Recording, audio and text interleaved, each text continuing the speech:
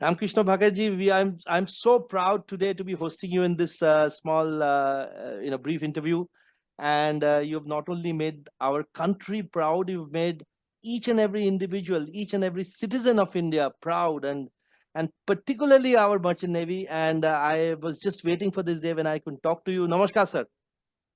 नमस्कार sir and आपका बहुत बहुत स्वागत है। आपने मुझे आपके शो में बुलाया and this is really good. And जो आपने अभी बताया कि आप नेवल से कनेक्टेड हो, मर्चेंट नेवी से सारे उसमें कनेक्टेड हो, तो बहुत अच्छा लगा और आपसे बातें करेंगे अभी। सर, मानू मानू तो देश का बेटी बन गया अभी, and the kind of adulation, of course she deserves every bit of it. मैं उन आपसे पूछना चाहता हूँ सर, थोड़ा आगे चल के, मतलब इन हर चाइल्डहुड आपको आपको और मैडम को एज पेरेंट्स कभी पता चला about her talent? How did you find and when did you find to know come to know of it? Actually जब बच्चे बिल्कुल छोटे थे, अराउंड मनो 3 साल की थी, बेटा 5 साल का था। सो आई जस्ट वाज थिंकिंग कि मैं इनको कहाँ पे एजुकेशन दूँ, कहाँ पे क्या करूँ। तो मैं बहुत सारे बड़े बड़े रेपुटेटेड स्कूलों में गया, बट मुझे कहीं ना कोई चीज़ परफेक्ट नहीं लगी। या तो खेल नहीं मिल रहा, या एजुकेशन में थोड़ा दिक्कत लगा, या हॉस्टल में, या एनवायरनमेंट कुछ ना कुछ ऐसा लगता रहा कि कुछ कुछ ना कुछ, या मैं या मेरी वाइफ ये बोल देते थे यार यहाँ पे तो ये नहीं है। तो then we move for next one. So what we started a school for this kids, अपने अच्छा। ओन फैमिली के लिए। ओ। तो बच्चे बच्चे नोटी थे मेरे, स्पेशली मनु और बेटा। इससे 2 साल बड़ा था, ये आपस में बहुत झगड़ा करते थे। तो हमने सोचा इनकी जो एनर्जी को क्यों न खेल में चेंज किया जाए, उनको मोटिवेट किया जाए। तो then I started taking them to the various competition जो भी आसपास में होते थे। And I use to get a corner chair और central chair by giving some amount to that organiser. भाई दे दिया कि भाई बच्चों को सम्मानित करने के लिए, कभी कभी 11,000 दे दी, कभी 5,000 दे दी किसी बच्चे को, जैसे छोटे प्रोग्राम जो आसपास में गांव में होते थे। तो I use to do that one. And ये बच्चों को एक बहुत अच्छा मौका मिला वो करने के लिए। So that was in childhood only, कि दोनों मेरे बच्चे बहुत ज्यादा नोटी हैं, तो इनको खेल में परिवर्तित करना चाहिए इनकी नजर। राइट। सो सर, शूटिंग ही क्यों, मतलब ये कैसे आ गया? Any other sports, the whole world is there, India is famous for cricket, badminton, आजकल फुटबॉल भी चल रहा है, शूटिंग क्यों? जाएंगे बाकी जहाँ मैं रहता हूँ हरियाणा में, वहाँ पे ज्यादातर बच्चे बॉक्सिंग करते हैं, कबड्डी खेलते हैं, कुश्ती करते हैं, जो एक फेमस है। यदि आप ओलंपिक में या वर्ल्ड चैंपियन में कहीं पे भी देखोगे, तो यदि 10 बच्चे कुश्ती में रहेंगे तो मोर और लेस 8 हरियाणा के मिलेंगे ही मिलेंगे। तो राइट। वो एक कुश्ती और बॉक्सिंग का ज्यादा वो है। तो बच्चों ने स्टार्टिंग बॉक्सिंग से ही की थी, अच्छा खेला बॉक्सिंग में। तो मनु का शूटिंग तो बहुत लेट आया था। मनु का जब तक अच्छा। मनु मार्शल आर्ट में, बॉक्सिंग में, किक बॉक्सिंग में, कराटे में, जूडो में, बहुत सारे गेम बदले इसने, और वो सारे गेम नेशनल मेडल या स्टेट मेडल के बाद चेंज किए उसने।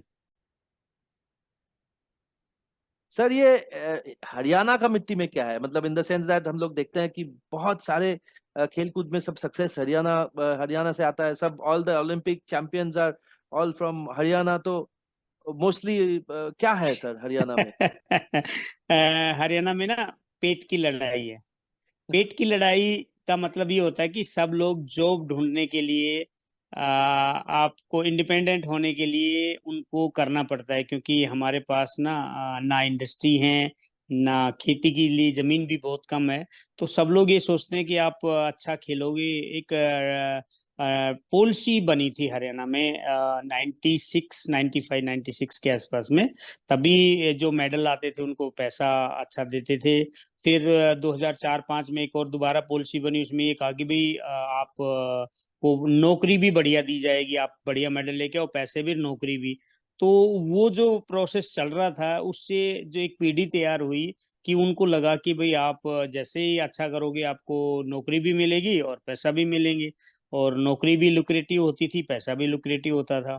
तो वो जो टाइम था, उस टाइम पे ये लोगों ने स्टार्ट किया, वो किया। तो लोगों का एक बहुत बड़ा रुझान था गवर्नमेंट की पॉलिसी में इनमें, और बहुत अच्छा भी लगा था कि भाई जो पदक जीत के लाते हैं, जो उनको जॉब भी मिल जाता है तो सिक्योर हो जाते हैं। इस तरह की चीजें मोटिवेट कर रही थी जो 2005 से चल रही थी। और अभी भी मैं यही कहूंगा कि पॉलिसी मेकर्स को कि वही पॉलिसी वापस होनी चाहिए, जो पॉलिसी थी पहले, ताकि लोग बच्चों को वापस मिले। और दूसरा बात ये है कि हमारे यहाँ पे ना वॉरियर्स बहुत आते थे, लड़ाई वाले इन्वेडर, क्या बोलते हैं वो लोग, जो इंट्रूडर्स जो होते हैं, मतलब अटैक करने वाले, जो पर्शियन गल्फ में से इसमें से आते थे। तो हमारे पूर्वज दादा परदादा वो लोग ना, उनको एक ये बन गया था कि स्ट्रोंग रहोगे तो उनसे अपोज कर सकोगे, नहीं तो वो लोग दिल्ली जीत लेंगे। तो अपने लिए सेल्फ के लिए वो भी करते थे। एंड दूसरा एक ये था कि आर्मी पुलिस और इसमें जाते हैं तो उसके लिए हम लोग को फिजिकल फिट होना चाहिए। तो बस बेसिकली कुल मिला के in world word it is पेट की लड़ाई है, खाने की लड़ाई है, भूख की लड़ाई है जी। तो sir as Manu was growing up, तो आप लोग को डिसीजन तो लेना पड़ा होगा कि उसको पूरा पूरा स्पोर्ट्स में डाले या तो एजुकेशन, तो वो जो बैलेंस है वो क्या, कैसे आप हैंडल की? है नहीं, एक्चुअली क्या हो रहा था कि मनु अपने स्कूल में पढ़ती थी, जो मेरा अपने गांव गोरिया में है हमारा स्कूल।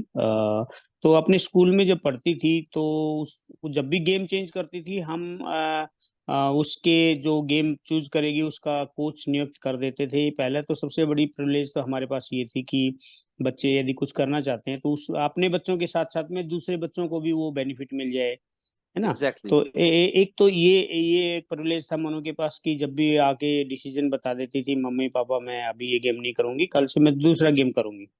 तो अच्छा। हमारा काम होता था उसके लिए सूटेबल कोच और उसके जो इंफ्रास्ट्रक्चर स्कूल में बना सकते हैं, जैसे कि रिंग बन गया बॉक्सिंग का, या वॉलीबॉल का ग्राउंड बना दिया, या बास्केटबॉल का बना दिया, जो नहीं है इस तरह के।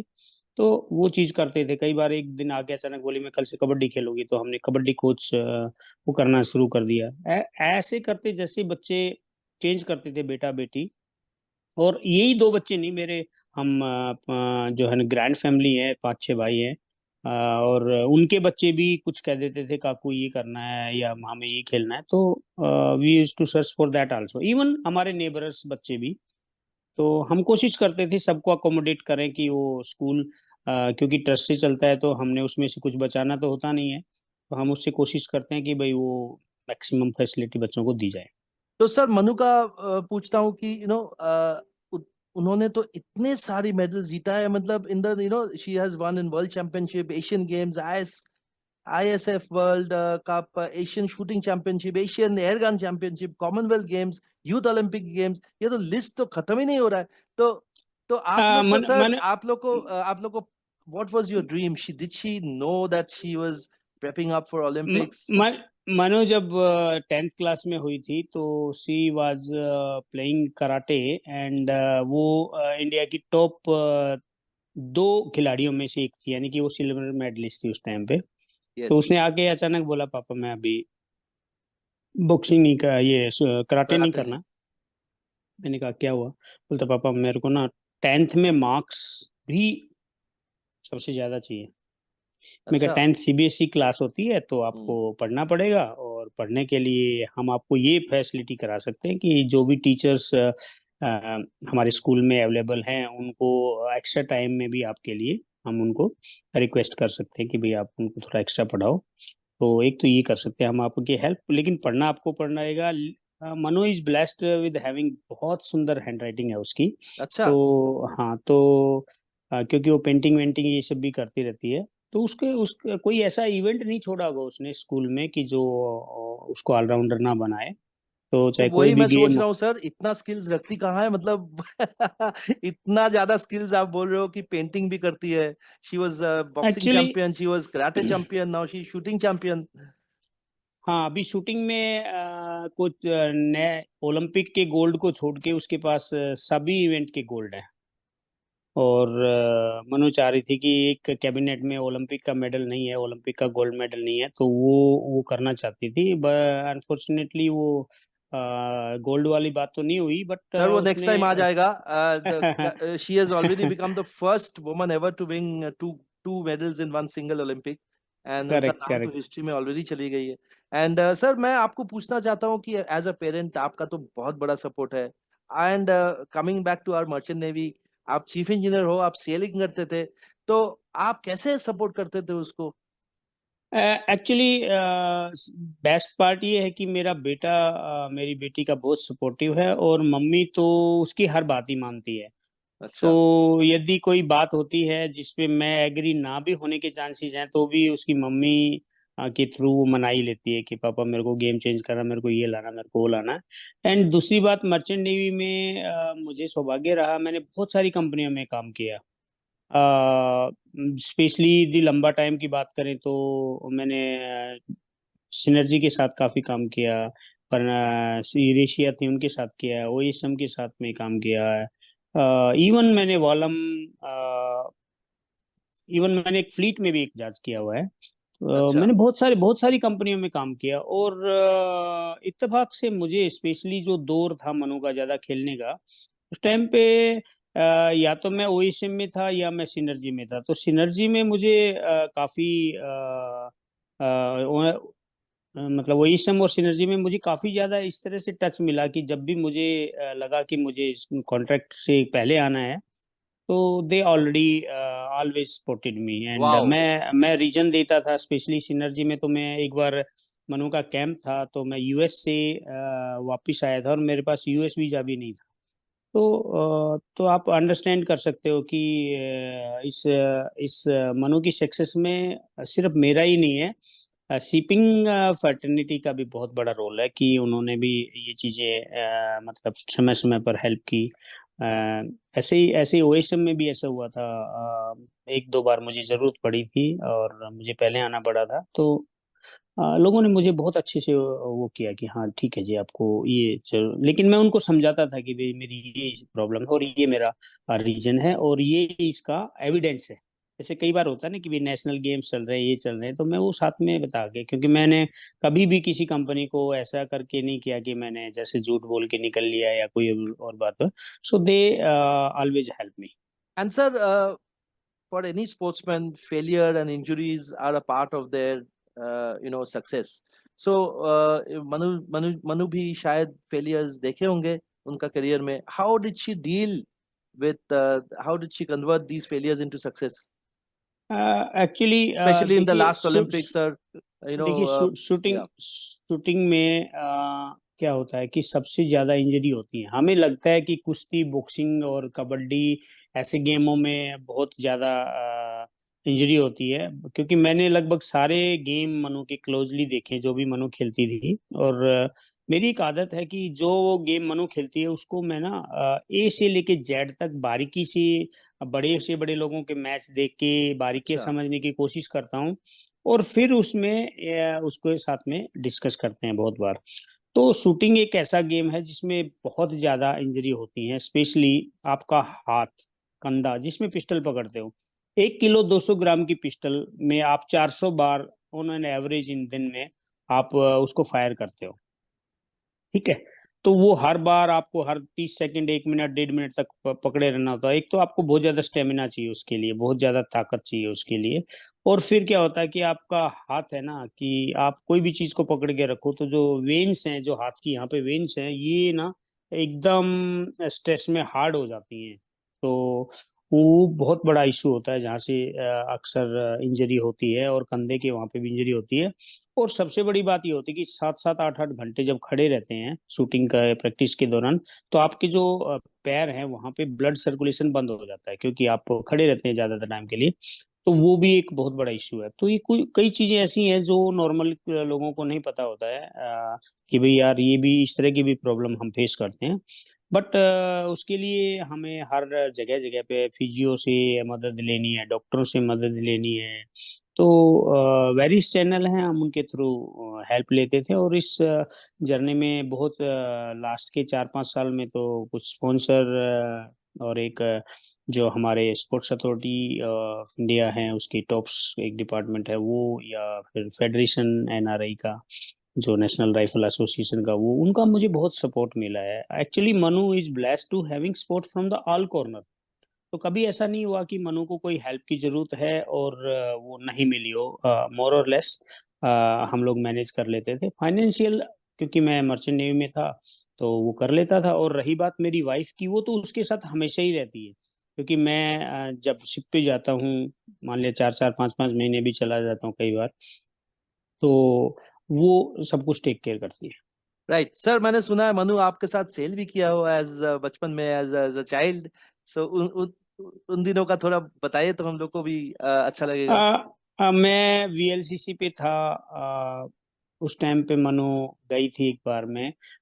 तो उस टाइम पे वो वीएलसीसी आपको पता है बहुत लंबा चौड़ा होता है, तो यस, उसमें मैंने भी डेक काफी डेक किया है, डेक 7 वीएलसीसी किए डेक पे घूमने जाते थे, ऊपर नीचे जाते थे। तो उस टाइम पे हमारे जो चीफ इंजीनियर थे वो काफी एज के थे, तो उनको वो बहुत प्यार करते थे, बहुत बच्चे से गोदी में उठा लेते थे, क्योंकि मनु बहुत छोटी थी। लेकिन मनु बहुत नटखट भी थी। वो कभी उनका कंप्यूटर के वो कीबोर्ड छेड़ देती थी, कभी कुछ कर देती थी, कभी फोन उठा लेती थी। तो बट उसको बहुत अच्छा लगता था। यहाँ पे गई थी। फिर एक प्रोडक्ट एंकर पे हम साथ में थे, तो वहाँ पे एक स्विमिंग पूल में ही अक्सर वो उनको लाइफ जैकेट पहना के उनके स्विमिंग पूल में ही उनको वो कर देता था। वहाँ पे 2-3 ऑफिसर इतने अच्छे मिले कि वो उनको पढ़ा देते थे स्कूलिंग के बारे में। अच्छा। और हाँ, तो उसको एक ऐसा लगता था कहीं पे भी कभी भी जाओ, फिलिपिनो क्रू होते थे उस टाइम पे, तो थोड़ा बहुत फिलिपिनो सीखना, उनसे खाना बनाना सीखना, ये सारी चीजें नटखट वाली चीजें करती थी। बट मुझे ऑन बोर्ड में भी बहुत लोगों का सपोर्ट मिला कि मैं मान लिया सेकंड ईयर के, आपको उस टाइम पे सेकंड ईयर था, तभी बहुत ज्यादा काम होते थे, आपको पता है टैंकर में तो विशेष ये होते हैं। तो उस दौरान मुझे मेरे कुलीगों का बहुत वो मिला कि भाई आप 1 घंटा 2 घंटा आप पढ़ा दो, आप पढ़ा दो, इस तरह ना।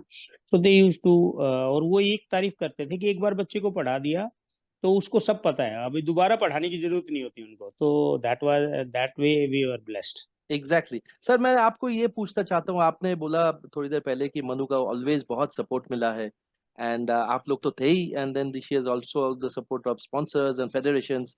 लेकिन सर, इंडिया जैसा देश में ऐसा बहुत सारे हंड्रेड्स ऑफ स्पोर्ट्समैन है जो तरक्की करना चाहता है, जिनके पास स्किल, टैलेंट, स्टैमिना सभी है, लेकिन उनके पास पैसे नहीं है।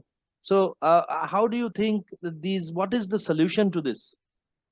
देखिए, पैसे के लिए मदद कोई नहीं करता जब तक आपका मेडल नहीं आता है।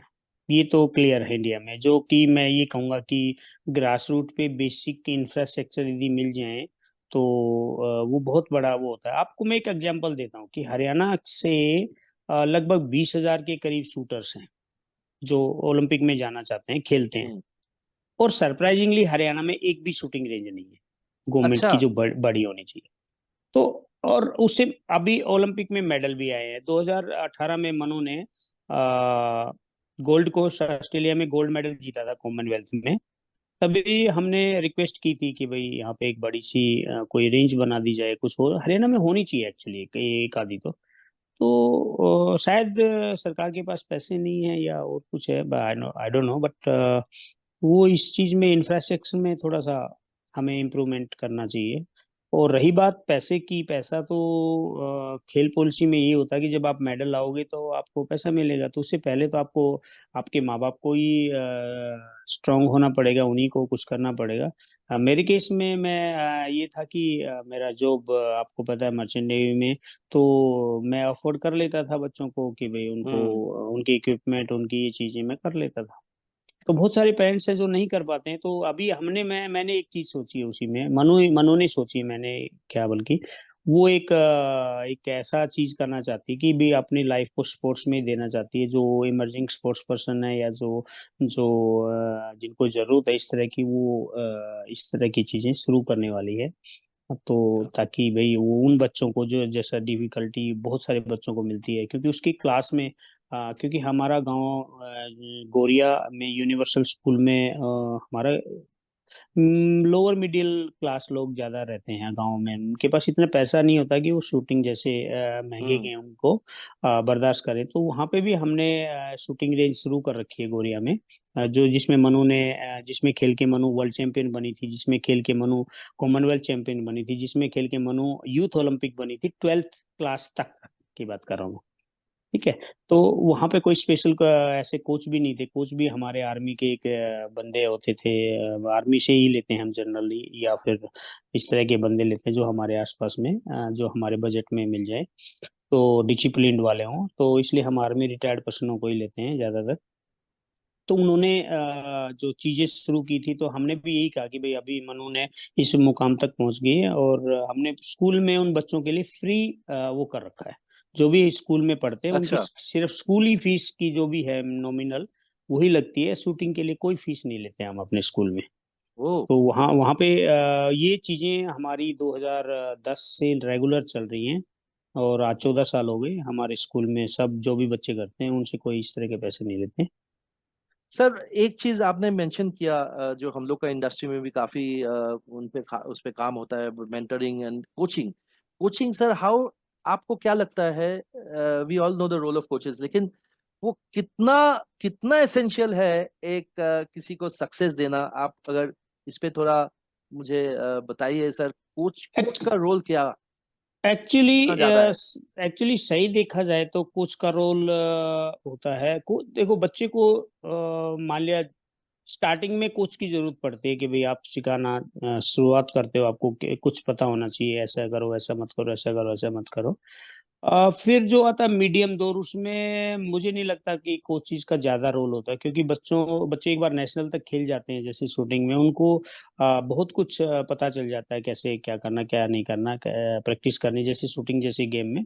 तो कोच का इतना ज्यादा इफेक्ट नहीं होता है। कोच का फिर शूटिंग में मेंटली बैलेंस करने, बात करने में कोच का रोल होता है। अब मनु के केस में क्या हुआ कि मनु ने 2016 में शूटिंग स्टार्ट की, हम्म। अप्रैल में। 2016 में मनु को टीम मेडल आ गया, हरियाणा की तरफ से खेलते हुए नेशनल में गोल्ड आ गया। तो अब 2017 में जो हमारे पास जो कोच थे वो हमारी एकेडमी छोड़ के चले गए, उन वो अपना अलग से उन्होंने एकेडमी खोल ली। ठीक है। ओके। दो 2017 में वो चले गए, मनु प्रैक्टिस करती रही। फिर जो कोच नए आए स्कूल में, वो मनु को थोड़ा सा जचे नहीं अच्छे से, मतलब उससे प्रैक्टिस ज्यादा हो नहीं पाई उनसे। लेकिन मनु लगी रही, और मनु ने 12th होते होते स्कूल के अंदर ही जहाँ प्रैक्टिस कर रही थी, स्कूल के अंदर अंदर रहते रहते मनु ने कॉमनवेल्थ जीत लिया। तब उसके पास कोई कोच नहीं था। वो यूथ ओलंपिक जीता, तब भी उसके पास कोई कोच नहीं था। और फिर ये क्या बोलते हैं, वो वर्ल्ड कप जीता, तब भी कोई कोच नहीं थे। कोच अच्छा। उस टाइम पे कोच जो होते थे वो ये होते थे कि भाई क्योंकि गवर्नमेंट की तरफ से कॉन्टिजेंट जा रहा है, तो गवर्नमेंट सरकारी कोच तो जाते ही जाते हैं। अब वो हम्म। सरकारी कोच और पर्सनल कोच में बहुत फर्क होता है। बहुत बहुत ज्यादा फर्क होता है। सरकारी कोच तो 8-10 होते हैं, उनकी टेक्निक आपके पर्सनल कोच से जरूरी नहीं है मैच करती हो, डिफरेंट भी हो सकती है। बट एक बार मेडल आ जाता है किसी बच्चे का, तो फिर फोटो खिंचाने के और कोच डिक्लेयर करने में हमें भी कई बार मीडिया से पता चलता है कि फलाना मनु का कोच है। मैं कहा चलो अच्छा अच्छा, हमें हमें अभी पता चला, ठीक है जी। कभी क्यों कोचिंग किया होगा क्यों बचपन में, क्यों एंड क्यों देन क्यों क्योंकि नहीं नहीं किया होगा, नहीं, क्योंकि वो फिर times of India, Hindustan times, फलाना दिखड़ा में वो फोटो जो उस टाइम पे मेडल के बाद खींचा होता है ना, वो आ या। जाता है, तो लोग प्रज्यूम करके वो लिख ही देते हैं, कोच ने ऐसे बताया, कोच ने ऐसे बताया, कोच ने ऐसे बताया। सर तो एक चीज मैंने यहाँ पे मेंशन करना, मतलब मैं जानना चाहता हूँ कि एक तो है स्किल, और एक तो है कैसे शूटिंग करे, एक है मेंटल मेंटल स्ट्रेंथ।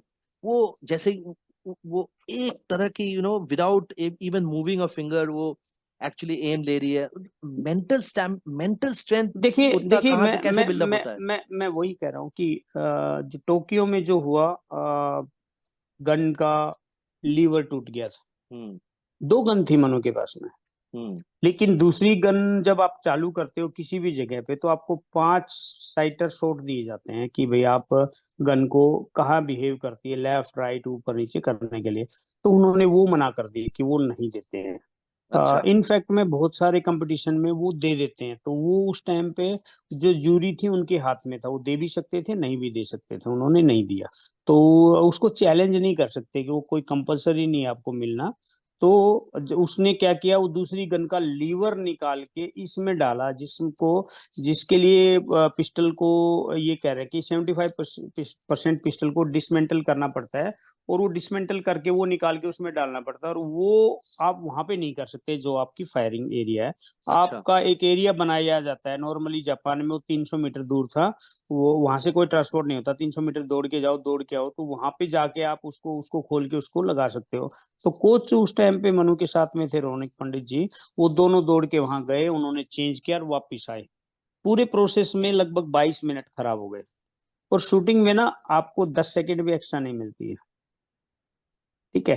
तो जब 22 मिनट का टाइम खत्म हो गया, और हर शॉट का एक टाइम होता है कि आपको 15 सेकंड होल्ड रखना है, फिर 5 सेकंड में शॉट करना है, फिर 10 सेकंड ऐसा करना है, वो हाथ का एक वो रहता है। तो 22 मिनट वेस्ट होने के बाद में जब मनु को लगा कि भाई मेरा तो मैच ही पूरा नहीं हो रहा, तो उसने अपने आप को स्पीडी मोड में कर दिया, है ना। अच्छा, जैसे हम लोग कई बार लेट टेम्पो हो रहे चेंज होते हैं कर तो, देते हैं, हाँ। हाँ, जब वो चेंज कर दिया उसके बावजूद भी वो टोक्यो में लास्ट शॉट उसका 8 लग गया था शायद, क्योंकि 15 सेकंड ही बचे थे, जो कि 1.5 मिनट में एक शॉट मारना होता है। तो उसने कि भाई ये जीरो ना हो जाए, क्योंकि टाइम निकल गया तो हम्म। फिर जीरो जीरो हो जाएगा। तो वो शायद 8 लग गया, नहीं तो वो उस टाइम पे भी वो फाइनल की पूरी दावेदार थी। और एक बार फाइनल में आ जाते हैं तो फिर मैच जीरो से शुरू हो जाता है, वहां पे उसका कोई हम्म। मतलब नहीं होता कि आपने क्या किया है।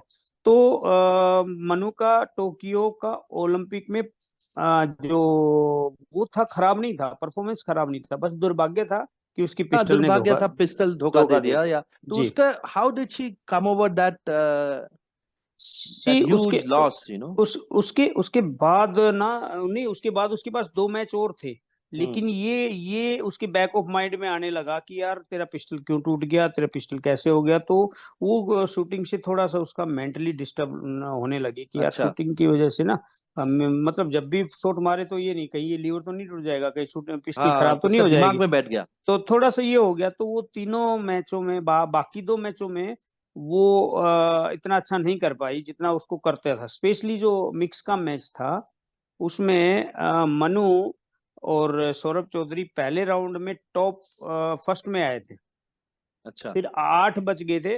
तो सेकंड राउंड में पता नहीं इस दौरान क्या बातें हुई, कैसे क्या हुआ, उस दौरान उसका 2-3 शॉट लगातार खराब निकल गए, जिससे वो 7वें पोजीशन पे बाहर निकल गया। तो सर, वो आप गए थे अभी उनके साथ? आप थे उनके नहीं, साथ नहीं, पेरिस नहीं, में? मैं नहीं गया, मुझे वो अलाउ नहीं करती है बाहर अच्छा। जाने का। मेरे को और मेरी वाइफ को कहती है कि आप इंडिया में ही हमारे साथ में मैच देखो, बाकी जगह नहीं। अच्छा। तो अच्छा। मैं मे नहीं बी गया। कंसंट्रेशन में लैप्स हो जाएगा, नहीं, ऐसा कुछ? उसको उसको ज्यादा चिंता ये होती है कि मम्मी जो है उनकी शुद्ध शाकाहारी है। अच्छा। तो वो उनके खाने के प्रति चिंता हो जाती है कि भाई मम्मी ने पता नहीं खाना खाया होगा कि नहीं खाया होगा, कि क्या है, इस तरह से ना। तो थोड़ा सा हम भी यही चाहते हैं कि भाई वो डिस्टर्ब ना हो इसकी वजह से ना। और फिर क्या होता है कि जो कोचेज होते हैं, प्ले एरिया होता है, वहाँ पे सब जगह हमें एसेस भी नहीं मिलता, क्योंकि अच्छा। वो ऑफिशियल जो कार्ड मिलता है वो तो तो आप तो ऑफिशियल्स काफी को स्ट्रिक्ट मिलता है। है। हाँ, और दूसरा यदि टिकट लेके आप जाते भी हो अंदर, तो टिकट सिर्फ उस मैच का उस दौरान का मिलता है, वो 1 घंटा 1.5 घंटे का जो भी मैच होता है, बाकी के लिए ऐसा नहीं मिलता कि आप खेल गांव में कहीं पे भी जा सकते हो। अच्छा। अच्छा। तो सर, वो अभी भी। अभी मैं पूछना चाहता हूँ एक बहुत इंपॉर्टेंट क्वेश्चन अभी। How has life, I mean we all know कि कैसे लाइफ चेंज हो गया अभी मनु का, लेकिन पहले से एक दिन पहले, मेडल जीतने का एक दिन पहले और मेडल जीतने का एक दिन बाद, क्या लाइफ में देखिए, चेंज हो गया सर? मैं तो मर्चेंट नेवी का चीफ इंजीनियर हूँ, मेरी लाइफ एग्जैक्टली सेम है, अदर देन कि मुझे मुझे बहुत सारे कॉल आने लग गए। पहले पहले पहले कॉल आता था 20 से 20, कॉल 21, है ना। इंजन रूम में कॉल करो 21, ठीक है, नहीं तो बड़ा साहब को कॉल करो 30, है ना। पहले पहले तो लिमिटेड कॉल आते थे, कैप्टन का आ गया है, सेकंड मेट का आ गया है, नहीं तो कभी फायर पंप का आ गया है, करेक्ट। तो अभी अभी अभी कॉल आते हैं, कोई मैनेजिंग डायरेक्टर का, कोई एक्टर का, कोई बड़े क्रिकेटर का, कोई मिनिस्टर का, अभी कोई इस तरह की चीज आती हैं। बट लगता है ये थोड़े दिन के लिए होते हैं कि सबको खुशी होती है, उस जोश में सब मिलते हैं, फोटो खिंचाते हैं, सब वो होता है, बहुत अच्छा लगता है, क्योंकि जैसे हमें खुशी हो रहा है उससे ज्यादा मुझे लग रहा है सर हमारे बहुत पड़ोसियों ज्यादा को है भी एक्चुअली, खुशी हो आप रही थी। सही बोले हैं, हाँ कितना खुशी हो रहा है, इतना प्राउड फील हो रहा है हम लोग कि हाँ, हम लोग का मैं कुछ अचीवमेंट मैं हुआ है। आप मैं आपके चेहरे पे देख रहा हूँ वो जो खुशी है ना, आपके हर पॉइंट पे देख रहा हूँ। एग्जैक्टली तो ये चीज है कि हम डिस्क्राइब नहीं कर पाते कि हम कितना खुश हैं। बट रही बात लाइफ चेंज होने की, ऐसा मुझे कुछ लगा नहीं कि भाई कोई इस तरह की कोई चीज होगी, बट अदर देन दैट कि भाई हमें रिस्पेक्ट से बहुत लोग बुला रहे हैं। बट क्योंकि मनु ने more than 120 medals international arena में पहले इससे पहले जीत लिए थे, तो बहुत सारे इवेंट के बाद में सौभाग्य मिला कि प्रधानमंत्री से, राष्ट्रपति से मिलने का, जाने का, मुख्यमंत्री जी से, सबसे सम्मानित होने का बहुत बार ऐसा मिला हुआ है। तो इट्स नॉट कि भाई फर्स्ट मेडल है कि मनु को पहली बार लाइमलाइट ऑफ देखी है। कोर्स नहीं, जी सक्सेस तो उनका उनका तो सक्सेस बचपन से ही है, हाँ लेकिन हाँ, अभी लेकिन कैसे मैं हैंडल हाँ कर रही है वो? बस यही है, हमने भी यही बात की थी कि भाई ग्राउंडेड रहोगे तो लंबे दूर तक जाओगे। क्योंकि मैंने उसको एक बात बताई थी कि जब वो स्टार्टिंग में पहली बार उसने नेशनल जीता था, तो मुझे एक बहुत बड़े ऑफिशियल्स जो फेडरेशन के थे उन्होंने कहा था कि भाई बच्चे आते हैं और गुम हो जाते हैं 1 साल 2 साल के अंदर ना, फिर वो कभी दिखते नहीं है। तो बच्चे को कैसे प्रोटेक्ट करना है, वो प्रोटेक्ट करती है माँ या बाप। तो उसकी मम्मी पूरी तरह साय की तरह साथ रहती है, और वो नहीं होती है तो मैं होता हूँ। यदि हम दोनों यहाँ पे हैं तो ज्यादातर मैं जाता हूँ साथ में। वो घर के रेंज के पास में हमने घर लिया हुआ जिसमें मैं बैठा हूँ रेंट पे। तो सिर्फ इसी पर्पज से हम दिल्ली के आसपास डेरा डाले बैठे हैं कि मनु कुछ खेले, मनु खेले, मनु ये करे, ये इसके लिए। और मैं एक चीज उस टाइम पे बताना भूल गया था कि जो बचपन में मनु का, मैंने जैसे 2 जहाज का जिक्र किया, मनु का 4-5 जहाजों पे मेरे साथ में थी। अच्छा। और वो लगभग हर छुट्टियों में मनु और मनु का भाई अखिल उसकी माँ को साथ में लेके हम लोग कोशिश करते थे कि वो ऐसा एडजस्ट हो जाए कि बच्चों को साथ में ले जाऊं। तो ये इस मामले में भी मेरी अगेन मैं ये कहूंगा शिपिंग मैनेजर्स को कि भाई बहुत बहुत धन्यवाद कि उन्होंने एडजस्ट किया, बहुत सारी चीजें किया। ऑल्दो कि ठीक है, कॉस्ट तो सीफेयर्स का अपने बच्चों का खुद पे ही जाता है, बट टाइमली अरेंज करना और परमिशन मिलना वो काफी बड़ी बात है। एंड उसके लिए मैं फिर अगेन से ये कहूंगा शिपिंग फ्रेटर्निटी का धन्यवाद। सर मैं तो बहुत मुझे भी बहुत अच्छा लग रहा है सुनने में that you know the whole industry came forward and supported you, and now she is the pride of the nation, pride of every Indian. And उनको उनको थोड़ा नमस्कार जनाए सर, बोलिए हम लोग का तरफ से। And if she can spare a few words afterwards for merchant navy, then it will help us spread the knowledge, you see no. आप मर्चेंट नेवी का यदि आप वर्ड्स के बारे में बात करेंगे तो ऑनरेबल मिनिस्टर सोनोवाल जी का ट्वीट पे उन्होंने वीडियो डाला हुआ है उनके ऑफिस का। वो आप एक बार देखेंगे तो मैं उसको कैसे भेज सकता हूँ, आई डोंट नो, स्वीट से मेरे को डाउनलोड करना नहीं आता। नहीं नहीं, वो हम लोग कर वो लेंगे सर। हाँ, वो आप एक बार देखेंगे तो आपको लगेगा कि मनु ने तो इनसाइड आउट सब कुछ कह ही दिया है ना। तो वो वीडियो आप यूज कर सकते हैं। उनको बोलिए सर प्लीज हम लोग का तरफ से कि हम लोग सब उनके साथ है, and each and every sailor, she is an inspiration to all women of India. And in our merchant navy हम लोग बहुत बड़े बहुत कुछ कर रहे हैं to invite more and more women to join the merchant navy, and she is। मैं एक बात बोलता हूँ सर, आपको सलाह देता हूँ। मर्चेंट नेवी ना बोलिए सर। बहुत बड़ी इंडस्ट्री है। यदि आप कुछ करना चाहते हो तो देखो, हर कंपनी का एक CSR फंड होता है। ठीक दैट्स है, जैसे मनु ने स्टार्ट किया है, ऐसे ही यदि हम कोई चीज ये करें कि भाई आपके नाम पे यदि जैसे साल में कुछ आया, मान लिया कोई CSR है, कई बार क्या होता है CSR का मिस यूज भी होता है ना। तो वो आप हम ये ऐसा कर सकते हैं कि भाई कोई एक फंक्शन करें, उसमें उनके सामने उन जरूरतमंद बच्चों को पिस्टल दे सकते हैं, उनको कोई और चीज दे सकते हैं। तो वो जो CSR फंड का यदि हम सदुपयोग कर सकते हैं थ्रू अच्छे उसके थ्रू, जो खुद चाहता है कि यार मैं गेम को, स्पोर्ट को मदद करूं, सीवियर्स पे पैटर्निटी में हो सकता है या ऐसा हो सकता है, जो भी जिन बच्चों को जरूरत है, तो हम बहुत सारा फंड देते हैं ऐसे लोगों को जो पता नहीं वो क्या करते हैं। जैसे मैंने कल परसों एक बंदे को देखा यहाँ पे, उसके पास 8 बॉडीगार्ड है, करते क्या है भाई साहब? बोला जी मैं NGO चलाता हूँ। मैं कहा NGO में क्या होता है? बोला जी CSR फंड आके वो करता हूँ। मैं तो 8 बॉडीगार्ड की क्या जरूरत है?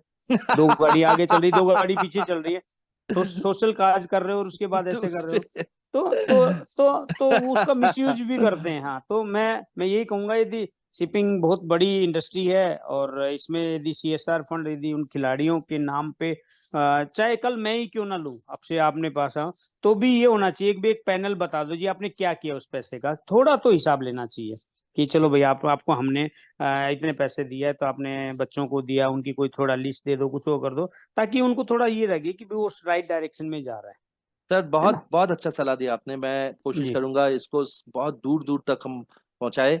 And thank you very much sir for your time. आपका शुक्रगुजार है हम। एंड मैं बहुत सॉरी कहूंगा कि आपको कई दिन से मुझे ऐसा मिला कि मैं बहुत बार कभी मनु का गाड़ी चला रहा हूँ, कभी होटल में जा रहा हूँ, कभी उनसे मिल रहा हूँ, और हो नहीं पाया, तो मुझे सो पता चला सर, हाँ, बिकॉज आप जी। जैसे पोजीशन में है, आप इतना टाइम दे दे पाए हो। मैं मैं बहुत आभारी हूँ। And thank you very much, and from the bottom of all our hearts, thanks to Manu. We want to see her win gold medal next time, and we sir हम लोग बहुत बहुत सपोर्ट करेंगे उनको। हम लोग तो जी सब जी, बहुत बहुत धन्यवाद सर, बहुत बहुत बहुत धन्यवाद सर। धन्यवाद। Sir okay sir, thank you.